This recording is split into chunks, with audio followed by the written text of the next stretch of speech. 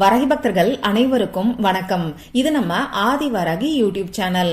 வரகி அன்னையோட அருள் பரிபூரணமா எல்லாருக்குமே கிடைக்கணும்னு மனசார பிரார்த்தனை செஞ்சுக்கிட்டு நாம இந்த பதிவை ஆரம்பிக்கலாம்.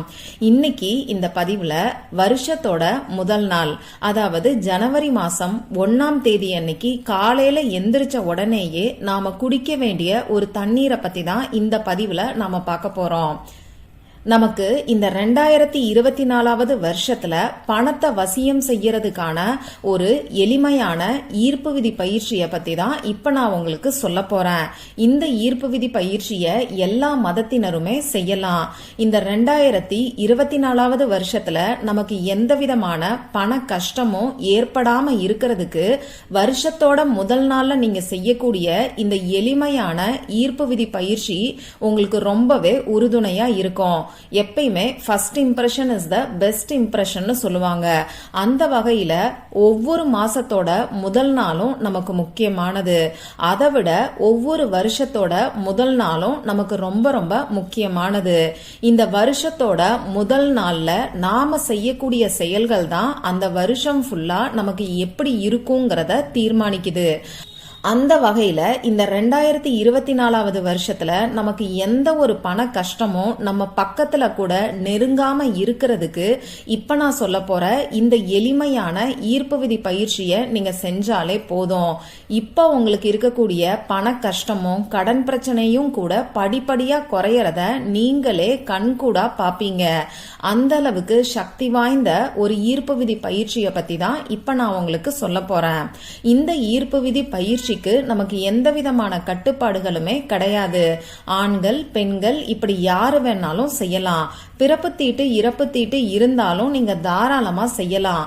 முதல் நாள், அதாவது டிசம்பர் மாசம் 31ஆம் தேதி அன்னைக்கு நைட்டு நீங்க அசைவம் சாப்பிட்டு இருந்தாலும் காலையில எந்திரிச்சு குளிக்காம கூட இந்த ஈர்ப்பு விதி பயிற்சியை நீங்க செய்யலாம்.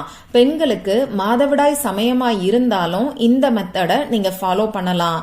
நமக்கு எந்த விதமான கட்டுப்பாடுகளுமே இந்த ஈர்ப்பு விதி பயிற்சிக்கு கிடையாது. ஆனா ஒரே ஒரு விஷயத்த மட்டும் நீங்க ஞாபகம் வச்சுக்கோங்க. நீங்க இப்ப உங்க வீட்டுல யாரு இருக்காங்களோ அவங்களுக்காக இந்த மெத்தடை ஃபாலோ பண்ணுங்க. நான் என்ன சொல்ல வரேன்னு பாத்தீங்கன்னா, நீங்க இப்போ உங்க வீட்டுல இருந்தும் இந்த ஈர்ப்பு விதி பயிற்சியை செய்யலாம். இப்ப நமக்கு லீவு டைமா இருக்கறனால ஒரு சிலர் சொந்தக்காரங்க வீட்டுக்கு போயிருப்பீங்க. அந்த இடத்துல இருந்தும் இந்த ஈர்ப்பு விதி பயிற்சியை நீங்க தாராளமா செய்யலாம். ஆனா இப்ப உங்க கூட யார் இருக்காங்களோ அவங்களுக்காக மட்டும்தான் இந்த ஈர்ப்பு விதி பயிற்சியை நீங்க செய்யணும். ஒண்ணு உங்களுக்காக செய்யுங்க, அப்படி இல்லைன்னா உங்க கூட அந்த டைம்ல யார் இருக்காங்களோ அவங்களுக்காக நீங்க செய்யுங்க. அதே மாதிரி இந்த தண்ணீரை காலையில எந்திரிச்ச உடனேயே நீங்க பிரஷ் பண்ணிட்டு முதல் தண்ணீரா குடிக்கணும். இந்த வருஷம் ஃபுல்லா நமக்கு எந்த விதமான பண கஷ்டமும் இல்லாம இருக்கிறதுக்கு இந்த தண்ணீரை முதல் தண்ணீரா நீங்க குடிங்க. அது என்ன தண்ணீர்னு இப்ப நான் உங்களுக்கு சொல்றேன். முதல்ல இதுக்கு தேவையான பொருட்கள் என்னன்னு நாம பாத்திரலாம். இது ஈர்ப்பு விதி பயிற்சின்னு சொன்ன உடனேயே நீங்க எல்லாம் புரிஞ்சுகிட்டு இருப்பீங்க. இதுக்கு நமக்கு பேப்பரும் பேனாவும் தேவைப்படும். கோடு போடாத அன்ரூல்டு பேப்பர் மட்டும்தான் நமக்கு தேவைப்படும். அதே மாதிரி பேனா, sketch pen, marker, glitter pen, இதுல ஏதாவது ஒன்ன யூஸ் பண்ணிக்கோங்க. கிரீன் கலர்ல இங்கு வரக்கூடிய பேனா மட்டும்தான் நமக்கு தேவைப்படும். அடுத்ததா நமக்கு முக்கியமா தேவைப்படக்கூடிய பொருள் என்னன்னு பாத்தீங்கன்னா, கண்ணாடி டம்ளர் அப்படி இல்லைன்னா கண்ணாடி பாட்டில் தேவைப்படும். இப்படி கண்ணாடி டம்ளரோ கண்ணாடி பாட்டிலோ இல்லைன்னா பிளாஸ்டிக் பாட்டில நீங்க பயன்படுத்திக்கலாம். எவர் சில்வர் டம்ளர் அப்படி இல்லைன்னா வாட்டர் பாட்டில இந்த மெத்தடுக்கு நீங்க யூஸ் பண்ண வேண்டாம். பிளாஸ்டிக் பாட்டில் நீங்க எடுத்துக்கிறீங்கன்னா உள்ள இருக்கக்கூடிய தண்ணீர் வெளியில தெரியற மாதிரி இருக்கிற பிளாஸ்டிக் பாட்டில நீங்க யூஸ் பண்ணிக்கோங்க. அடுத்ததா நமக்கு குடிக்கிற தண்ணீர் தேவைப்படும். நீங்க எடுத்திருக்கக்கூடிய பாட்டில் அப்படி இல்லைன்னா டம்ளர் நிறைய தண்ணீர் நமக்கு தேவைப்படும். இப்ப நான் சொல்ல போற இந்த ஈர்ப்பு விதி பயிற்சிய டிசம்பர் மாசம் 31ஆம் தேதி ஞாயிற்றுக்கிழமை அன்னைக்கு நைட்டு நீங்க தூங்க போறதுக்கு முன்னாடி செய்யறதுக்கு ஆரம்பிங்க. தேவையான பொருட்களை எடுத்து வச்சுக்கிட்டு அமைதியான ஒரு இடத்துல உட்கார்ந்துக்கோங்க. உங்க குலதெய்வத்தை நினைச்சு மனசுக்குள்ள பிரார்த்தனை செஞ்சுக்கோங்க. இந்த வருஷத்துல நீங்க அனுபவிச்ச பண கஷ்டம் அடுத்த வருஷம் உங்களை தொடராம இருக்கணும். இந்த 2024வது வருஷத்துல எந்த விதமான பண கஷ்டமும் வரக்கூடாதுன்னு சொல்லி உங்க குலதெய்வத்துக்கிட்ட நீங்க பிரார்த்தனை செஞ்சுக்கோங்க. இதுக்கப்புறமா நீங்க எடுத்து வச்சிருக்கக்கூடிய பேப்பர்ல இப்ப நான் ஸ்கிரீன்ல உங்களுக்கு கொடுத்திருக்கக்கூடிய ஏஞ்சல் நம்பரை நீங்க எழுதுங்க. அந்த ஏஞ்சல் நம்பர் நான் எப்படி ஸ்கிரீன்ல உங்களுக்கு கொடுத்திருக்கனோ அதே மாதிரி நீங்க எழுதிக்கோங்க. முதல்ல நீங்க ஒரு சர்க்கிள், அதாவது வட்டத்தை போடுங்க. காம்பஸ் ஏதாவது ஒரு மூடி வளையல வச்சு கூட போடலாம், வெறும் கையால கூட நீங்க போடலாம். ஆனா இந்த சர்க்கிள் ஆரம்பிச்ச இடத்துல கரெக்டா கொண்டு வந்து நீங்க முடிக்கணும். நடுவுல எந்த விதமான பிரேக்கும் இருக்கக்கூடாது. இந்த வட்டத்துல எந்த விதமான இடைவெளியும் இல்லாம கரெக்டா நீங்க போட்டுக்கோங்க. அடுத்ததா ஸ்கிரீன்ல கொடுத்திருக்கக்கூடிய ஏஞ்சல் நம்பரை வரிசையா நான் கொடுத்திருக்கிற மாதிரி ஒண்ணுக்கு கீழே ஒன்னா எழுதிக்கோங்க. அந்த ஏஞ்சல் நம்பர் என்னன்னு இப்ப நான் உங்களுக்கு சொல்லி காமிக்கிறேன். நீங்களும் இந்த ஏஞ்சல் நம்பரை அந்த பேப்பர்ல எழுதும் போது இப்ப நான் சொல்ற மாதிரி சொல்லிக்கிட்டே எழுதுங்க. 52074177778. மொத்தமா 4 ஏஞ்சல் நம்பரை நான் இப்ப உங்களுக்கு கொடுத்திருக்கேன். நான் கொடுத்திருக்கிற மாதிரியே ஒண்ணுக்கு கீழே ஒன்னா நீங்க எழுதிக்கோங்க.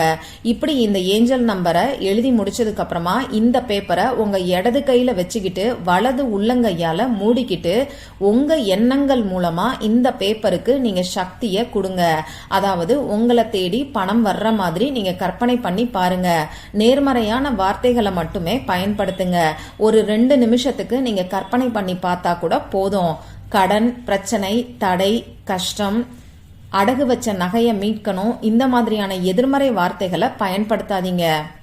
உங்களை தேடி பணம் வர்ற மாதிரியும் உங்க பேங்க் அக்கவுண்ட்ல பணம் கிரெடிட் ஆகிற மாதிரியும் நீங்க கற்பனை பண்ணி பாருங்க. இதுக்கப்புறமா என்ன பண்ணணும்னு பாத்தீங்கன்னா, நீங்க எடுத்து வச்சிருக்கக்கூடிய பாட்டில் அப்படி இல்லைன்னா டம்ளர்ல தண்ணீரை ஃபில் பண்ணிக்கோங்க. நீங்க எழுதி வச்சிருக்கக்கூடிய பேப்பர்ல அந்த எனர்ஜி சர்க்கிளுக்கு மேல நீங்க எடுத்து வச்சிருக்கக்கூடிய பாட்டிலையோ டம்ளரையோ நீங்க வச்சிருங்க. டம்ளர் வச்சாலும் சரி, பாட்டில் வச்சாலும் சரி, மூடி போட்டு வச்சிருங்க. பாட்டிலுக்கு அடியில நீங்க வரைஞ்சிருக்கக்கூடிய அந்த சர்க்கிள் வர்ற மாதிரி கரெக்டா பார்த்து வச்சுக்கோங்க. இதுக்கப்புறமா எப்பையும் போல தூங்குங்க. இந்த ஈர்ப்பு விதி பயிற்சியை செஞ்சதுக்கு அப்புறமா வேற எந்த வேலையும் செய்ய வேண்டாம். நேரா போய் படுத்து தூங்குங்க. மறுநாள் காலையில எந்திரிச்ச உடனேயே இந்த தண்ணீரை நீங்க குடிங்க. இந்த தண்ணீரை நீங்க அப்படியே தான் குடிக்கணும். இத சுட வச்சு குடிக்கலாமான்னு சொல்லி கேட்காதீங்க. அப்படி சுடுதண்ணி தான் நீங்க குடிப்பீங்கன்னா லேசா வெது வெதுன்னு இந்த தண்ணிய சுட வச்சுக்கிட்டு குடிங்க. நல்லா கொதிக்க வச்சிடாதீங்க. நீங்க யாருக்காக இந்த ஈர்ப்பு விதி பயிற்சியை செஞ்சீங்களோ அவங்க கிட்ட கொடுத்து இந்த தண்ணீரை நீங்க குடிக்க சொல்லுங்க. சப்போஸ் பாட்டில்ல நீங்க தண்ணி வச்சிருந்தீங்கன்னா காலையில தண்ணி குடிச்சதுக்கு அப்புறமா அந்த பாட்டில்ல தண்ணி கொஞ்சம் மிச்சம் இருக்கும். அந்த தண்ணிய அப்படியே வச்சுக்கிட்டு நீங்க அந்த நாள் ஃபுல்லாவே இந்த தண்ணீரை குடிச்சுக்கலாம். அப்படி இல்லைன்னா இந்த வாட்டர் பாட்டிலை நீங்க ஃப்ரிட்ஜில் வச்சுட்டு மறுநாள் காலையில எந்திரிச்ச உடனேயே இந்த தண்ணீரை நீங்க குடிக்கலாம். இது எப்படி வேணாலும் நீங்க பயன்படுத்திக்கலாம். ஆனா இந்த தண்ணீரை நிச்சயமா நீங்க வேஸ்ட் பண்ணாதீங்க. அடுத்ததா இந்த பேப்பரை என்ன பண்ணலான்னு பாத்தீங்கன்னா, நீங்க பணம் வைக்கக்கூடிய ஏதாவது ஒரு இடத்துல இந்த பேப்பரை நீங்க வச்சுக்கோங்க.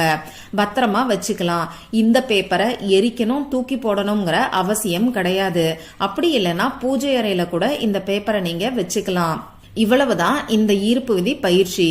இந்த ஈர்ப்பு விதி பயிற்சிய நீங்க ஒரு முறை நம்பிக்கையோட செஞ்சாலே இந்த 2024வது வருஷம் ஃபுல்லா உங்களுக்கு எந்த விதமான பண கஷ்டமுமே இருக்காது. பணவரவு படிப்படியா அதிகரிக்கும். பணம் வர்றதுக்கான வாய்ப்புகள் உங்களை தேடி வர்றத நீங்களே உணர்வீங்க.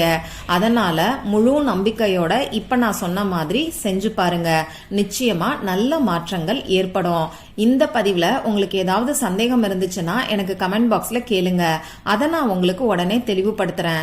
இந்த பதிவு உங்களுக்கு பிடிச்சிருந்தா லைக் பண்ணிட்டு உங்க ஃப்ரெண்ட்ஸ் அண்ட் ஃபேமிலி கூட ஷேர் பண்ணுங்க. இந்த மாதிரி அந்தந்த நாளுக்கும் நேரத்துக்கும் திதிக்கும் உரிய வழிபாடுகளையும் பரிகாரங்களையும் நீங்க மிஸ் பண்ணாம தெரிஞ்சுக்கிறதுக்கு நம்ம சேனலை மறக்காம சப்ஸ்கிரைப் பண்ணிட்டு பக்கத்துல இருக்கக்கூடிய பெல் ஐகானையும் பிரஸ் பண்ணிக்கோங்க. மற்றும் ஒரு பயனுள்ள பதிவுல நாம சந்திக்கலாம். நன்றி.